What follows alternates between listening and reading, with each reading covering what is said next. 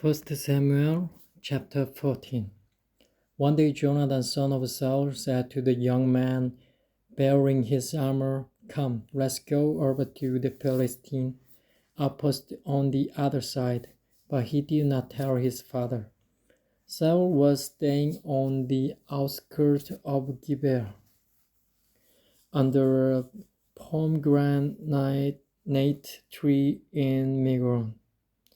With him were about 600 men, among whom was Ahiah, who was wearing an ephod. He was a son of Itzabod's brother Ahitub, son of Phinehas, the son of Eli, the Lord's priest in Shiloh. No one was aware that Jonathan had left.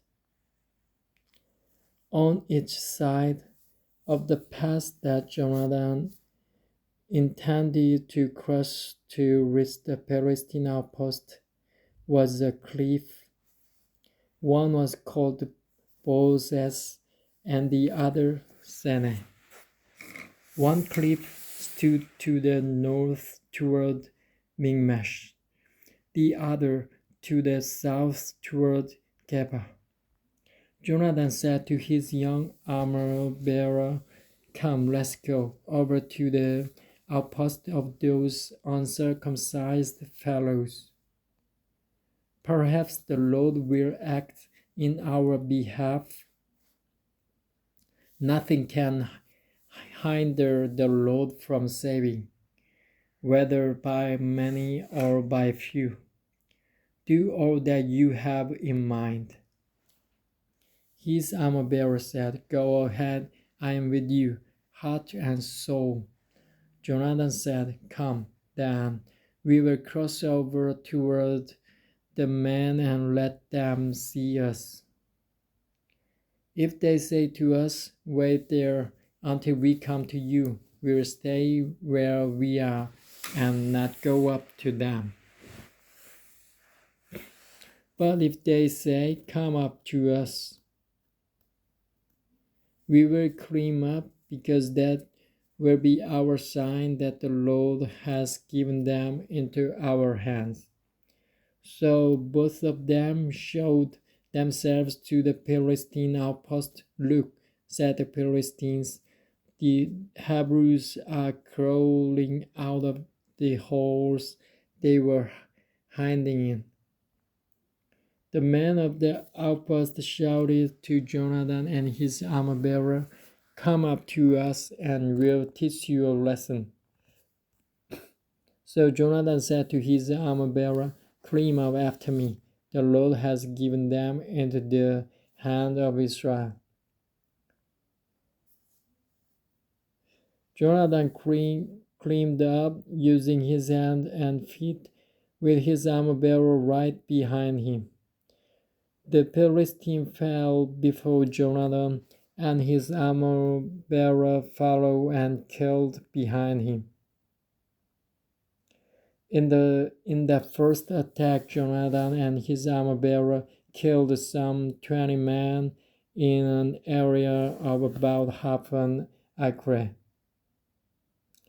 Then panic struck the whole army, those in the camp and field, and those in the outpost and raiding parties, and the ground shook. It was a panic sent by God.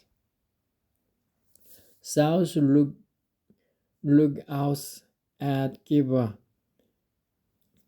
in Benjamin saw the army melting away in all directions.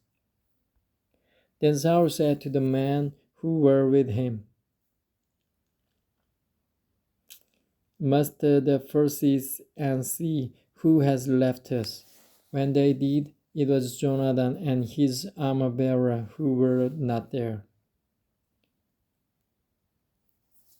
Saul said to Ahiah, "Bring the ark of God." At the time it was with the Israelites. While Saul was talking to the priest, The tumult in the Palestine camp increased more and more.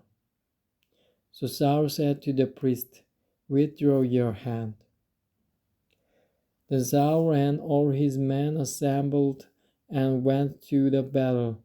They found the Philistines in total confusion, striking each other with their swords. Those Hebrews who had previously been with the Philistines and had gone up with them to their camp went over to the Israelites who were with Saul and Jonathan. When all the Israelites who had hidden in the hill country of Ephraim heard that the Philistines were on the run, they joined the battle in hot pursuit. So the Lord rescued Israel that day, and the battle moved on beyond Beth-aven. Now the men of Israel were in distress that day because Saul had bound the people under an oath, saying, "Cursed be any man who eats food before evening comes, before I have avenged myself on my enemies." So none of the troops tasted food. The entire army entered the woods, and there was honey on the ground.